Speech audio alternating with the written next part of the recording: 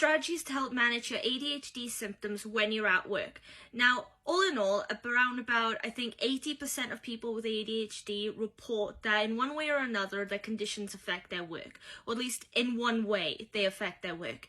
Usually manifesting as a sort of feeling that you're not meeting certain standards or reaching your potential when it comes to your work, and that in turn can make you feel really it can make you feel like you're lacking confidence.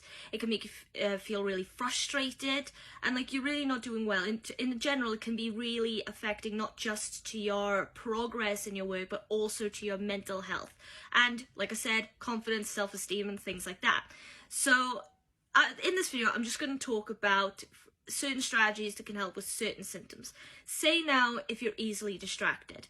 Now, distraction and lack of attention is a big thing with ADHD. It's in the title, attention deficit, right? So getting distracted is really, really common.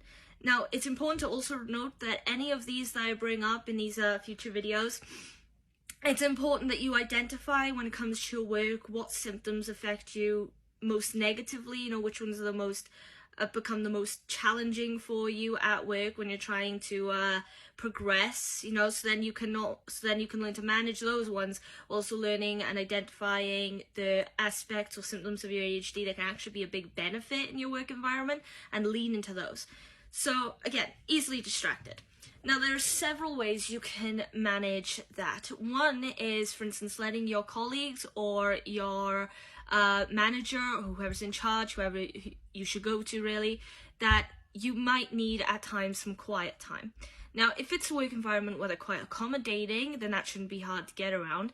And I think there are some rules and laws now in most work environments that managers have to adhere to when it comes to people with certain disabilities or neurological difficulties who require certain services or forms of support if they're going to do their work effectively.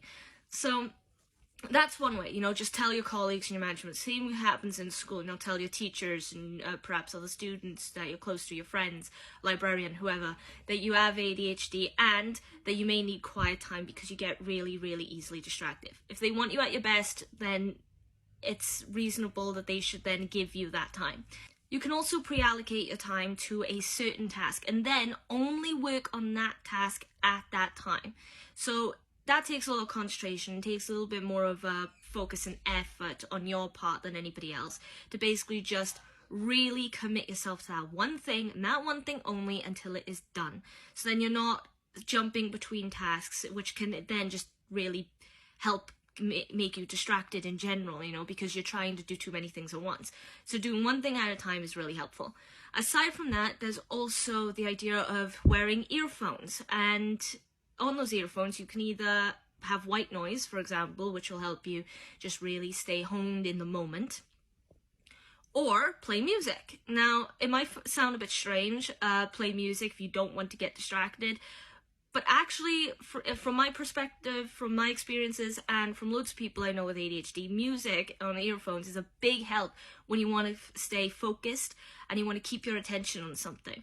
Every time I've ever studied since school, I put my earphones in at home. I sit at the table, my earphones go in, and I am just honed in. I'm writing like a million miles an hour. Everything is just sort of flourishing. And the best way I can put it is it feels like it's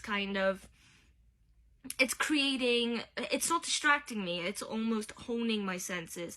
It's making me respond in a positive way, like on an instinct level, like impulsively, like in time with the music. Kind of like with a dancer when they're listening to music and they tap their feet in the correct rhythm. It's that same kind of principle. So, but that can help as well, try not to have both earphones in, or try not to have it super loud just in case you're being called by someone, but a little bit of music, maybe a little quietly in your work environment, especially if there's loads of people around. If you're working on your own, and feel free to, to have it as loud as you like and both earphones in, because that's personally how I like it best. But that is another alternative strategy for dealing with being easily distracted.